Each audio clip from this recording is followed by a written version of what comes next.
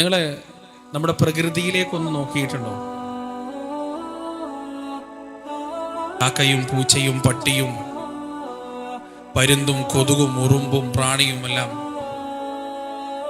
അവരുടേതായ രീതിയിൽ ജീവിതം നയിച്ചുകൊണ്ടിരിക്കുകയാണ്. നമ്മളൊരു കാക്കക്കൂട് എടുത്തിട്ട് ആ കാക്കക്കൂടിന്റെ സ്ട്രക്ചറും അതിൻ്റെ മെറ്റീരിയൽ കണ്ടന്റും എല്ലാം പരിശോധിച്ചാൽ ഒരു 100 കൊല്ലം പഴക്കമുള്ള കാക്കക്കൂടും 2024 കാക്കക്കൂടും ഒരേപോലെ ആയിരിക്കും. വലിയ വ്യത്യാസമൊന്നും ഉണ്ടാവില്ല. ഒരു തേനീച്ചക്കൂടെടുത്ത് നാം പരിശോധിച്ചാൽ 300 കൊല്ലം മുമ്പുള്ള തേനീച്ചക്കൂടും ഇന്നുള്ള തേനീച്ചക്കൂടും തമ്മിൽ യാതൊരു വ്യത്യാസവും ഉണ്ടാവില്ല. ഉറുമ്പുകൾ ആശയവിനിമയം നടത്താറുണ്ട് ഫെറോമോണുകൾ ഉപയോഗിച്ച്. 500 കൊല്ലം മുമ്പുള്ള ഉറുമ്പും ഇന്നുള്ള ഉറുമ്പും നടത്തുന്നത് ഒരേ ഫെറോമോണുകൾ ഉപയോഗിച്ചാണ്. വലിയ വ്യത്യാസമൊന്നുമില്ല. പ്രകൃതിയിലുള്ള ജീവജാലങ്ങളെല്ലാം അങ്ങനെയാണ്. 1000 കൊല്ലം മുമ്പുള്ള സിംഹത്തിന്റെ കൂട്ടവും ഇന്നത്തെ സിംഹത്തിന്റെ കൂട്ടവും അനുധാവനം ചെയ്യുന്നത് ഒരേ നിയമങ്ങളും ഒരേ രീതികളുമാണ്. എന്നാൽ ഒരു 100 കൊല്ലം മുമ്പുള്ള മനുഷ്യന്റെ വീടും 2024 മനുഷ്യന്റെ വീടും ഒരുപോലെയാണോ? ഒരു 100 കൊല്ലം മുമ്പുള്ള ഒരു 20 കൊല്ലം മുമ്പുള്ള മനുഷ്യന്റെ ആശയവിനിമയ സംവിധാനവും 2024 മനുഷ്യന്റെ ആശയവിനിമയ സംവിധാനവും ഒരുപോലെയാണോ? ഒരു 50 കൊല്ലം മുമ്പുള്ള മനുഷ്യന്റെ യാത്രാ സൗകര്യങ്ങളും 2024 നമ്മൾ ഇന്ന് എത്തി നിൽക്കുന്ന ലോകത്തിന്റെ യാത്രാ സൗകര്യങ്ങളും ഒരുപോലെയാണോ? ഒരിക്കലുമല്ല. വലിയ വ്യത്യാസമുണ്ട്.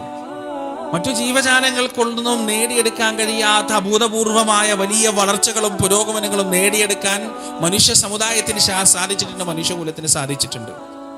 എന്നിട്ടും അല്ലാഹു സുബ്ഹാനഹു വ തആല മനുഷ്യരെ കുറിച്ച് പറയുന്നത് എന്താണ്? ഖുർആനിൽ ഖുലിഖൽ ഇൻസാനു ദഈഫ, മനുഷ്യനെ ഞാൻ പടച്ചത് ദഈഫായിട്ടാണ്, ദുർബലനായിട്ടാണ് എന്നാണ്. ഇതാരാണ് പറഞ്ഞത്? മനുഷ്യന്റെ തലച്ചോറിനെയും ഹൃദയത്തെയും കിഡ്നിയെയും കരളിനെയും കാലിനെയും കൈയിനെയും കണ്ണിനെയും കാതിനെയും പടച്ച് അതിൻ്റെതായ സ്വഭാവവും പ്രകൃതവും നൽകിയ ലോകത്തിന്റെ രക്ഷിതാവാണ് പറയുന്നത് മനുഷ്യൻ ദുർബലനാണ്. മറ്റു ജീവജാലങ്ങളെ താരതമ്യം ചെയ്ത് നോക്കുമ്പോൾ നമ്മുടെ ദൗർബല്യം എത്രയോ വലുതാണ്. ഇക്കഴിഞ്ഞ ജൂലൈ 30 നടന്ന ആ വലിയ ദുരന്തം യഥാർത്ഥത്തിൽ അതിന്റെ നേർസാക്ഷ്യമാണ്. നമ്മളൊക്കെ ന്യൂസുകളിലേക്ക് ഒരുപാട് കണ്ടിട്ടുണ്ട്. ആ ഉരുൾപൊട്ടലിൽ വന്യമൃഗങ്ങളൊന്നും അധികം മരിച്ചിട്ടില്ല, അവയൊക്കെ രക്ഷപ്പെട്ടിട്ടുണ്ട്. വീട്ടിലെ വളർത്തുമൃഗങ്ങൾ പോലും പലതും രക്ഷപ്പെട്ടിട്ടുണ്ട്. മനുഷ്യൻ മരിച്ചുപോയി. എന്താണ് അതിന്റെ കാരണം? അതിന്റെ കാരണം ഞാനിന്നിങ്ങനെ പരിശോധിച്ച് നോക്കിയപ്പോൾ പല കാരണങ്ങൾ പറയുന്നുണ്ട്. മൃഗങ്ങൾക്ക് സീസ്മിക് സെൻസേഷൻ ഉണ്ടെന്ന് പറയുന്ന ആളുകളുണ്ട്. അതൊക്കെ പല സ്പീഷീസുകളിൽ നിന്ന് തെളിഞ്ഞതാണ്. അതുപോലെ തന്നെ മാഗ്നിറ്റ്യൂഡ് വാരിയേഷൻ, ഭൂമിക്കടിയിൽ സംഭവിക്കുന്ന സംഭവ വികാസങ്ങളുമായി ബന്ധപ്പെട്ട് ഭൂമിയിൽ ഉണ്ടാകുന്ന മാഗ്നിറ്റ്യൂഡ് വാരിയേഷൻ അത് പെട്ടെന്ന് തന്നെ ഡിറ്റക്ട് ചെയ്യാൻ ഓൾഫാക്ടറി വഴിയും അക്കോസ്റ്റിക് വഴിയും എല്ലാം ഡിറ്റക്ട് ചെയ്ത് അവിടെ രക്ഷപ്പെടാനുള്ള കഴിവ് മൃഗങ്ങൾക്കുണ്ട്. ഇതൊക്കെ വെച്ച് നോക്കുമ്പോൾ നിങ്ങൾ ആലോചിച്ച് നോക്കും, ശരിക്കും ഒരു മൃഗത്തിനെ വെച്ച് നോക്കുമ്പോൾ മനുഷ്യൻ എത്രമാത്രം ദുർബലനാണ്, മനുഷ്യന്റെ ദൗർബല്യം എത്രമാത്രം വലുതാണെന്ന് നിങ്ങൾ ആലോചിച്ച് നോക്ക്.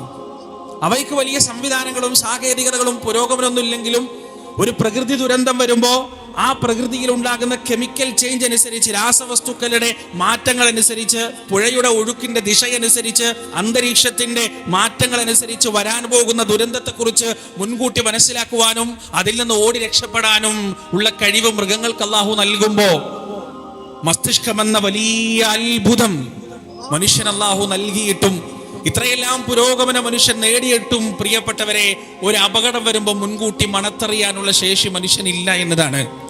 അപ്പോൾ മനുഷ്യനെ ഒരു ഭാഗത്ത് ശക്തനാക്കിയതും മറ്റൊരു ഭാഗത്ത് ദുർബലനാക്കിയതും ലോകത്തിന്റെ രക്ഷിതാവ് അല്ലാഹു സുബ്ഹാനഹു വ തആലയാണെന്ന് നമ്മൾ മനസ്സിലാക്കണം.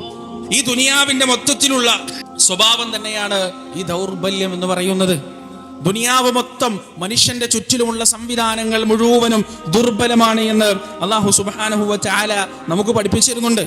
പരിശുദ്ധ ഖുർആനിൽ സൂറത്ത് ആറാഫിന്റെ 97, 98, 99 വചനങ്ങളിലൂടെ അല്ലാഹു സുബ്ഹാനഹു വ തആല നമുക്ക് വിവരിച്ചു തരുന്നത് യഥാർത്ഥത്തിൽ നമ്മൾ ഉറങ്ങുമ്പോഴോ ഉണരുമ്പോഴോ കളിക്കുമ്പോഴോ ജോലി ചെയ്യുമ്പോഴോ ഒന്നും നമ്മൾ സുരക്ഷിതരല്ല. സുരക്ഷിതത്വം എന്ന ഒന്ന് ഈ ദുനിയാവിന് അന്യമാണെന്ന സന്ദേശമാണ് അല്ലാഹു സുബ്ഹാനഹു വ തആല നമുക്ക് തരുന്നത്. അല്ലാഹു പറയാൻ, അഫഅമിന അഹ്ലുൽ ഖുറാ أن يأتيهم بأسنا بياتا وهم نائمون. നാടിന്റെ ആളുകൾ വിചാരിക്കുകയാണോ, നാട്ടുകാർ വിചാരിക്കുകയാണോ അവരെങ്ങനെ ഉറങ്ങിക്കിടന്നുകൊണ്ടിരിക്കുമ്പോ, ഗാഢമായ നിദ്രയിലേക്ക് അവരെങ്ങനെ സുഖമായി മയങ്ങിക്കൊണ്ടിരിക്കുമ്പോ അള്ളാഹുവിന്റെ ഉണർത്തൽ അവരിലേക്ക് വരില്ല എന്ന് എന്തുറപ്പാണ് അവർക്കുള്ളത്? എന്ത് സുരക്ഷയാണ് അവർക്കുള്ളത്? അഫഅമിന അഹ്ലുൽ ഖുറാ അൻ യഅതിയഹും ബഅസുനാ ദുഹം വഹും യൽഅബൂൻ. അവരങ്ങനെ കളിച്ചുല്ലസിച്ച് ആനന്ദിച്ചു കൊണ്ടിരിക്കുമ്പോ അള്ളാഹുവിന്റെ അദാബ് അവരിലേക്ക് വരില്ല എന്നതിന്, അള്ളാഹുവിന്റെ ദുരന്തം, അള്ളാഹുവിന്റെ ശിക്ഷ അവരിലേക്ക് വരില്ല എന്നതിന് എന്ത് ഉറപ്പാണ് അവർക്കുള്ളത്? അഫഅമിനു മക്റല്ലാഹ് ഫലാ യഅ്മനു മക്റുല്ലാഹി ഇല്ലൽ ഖൗമുൽ ഖാസിറൂൻ. അല്ലയോ കൂട്ടരെ, നിങ്ങൾ അള്ളാഹുവിന്റെ തന്ത്രത്തെ കുറിച്ച് നിങ്ങൾ നിർഭയരാണോ? അള്ളാഹുവിന്റെ അദാബിനെ കുറിച്ച് നിങ്ങൾ നിർഭയരാണോ? എങ്കിൽ അറിയുക, ഫലാ യഅ്മനു മക്റുല്ലാഹി ഇല്ലൽ ഖൗമുൽ ഖാസിറൂൻ.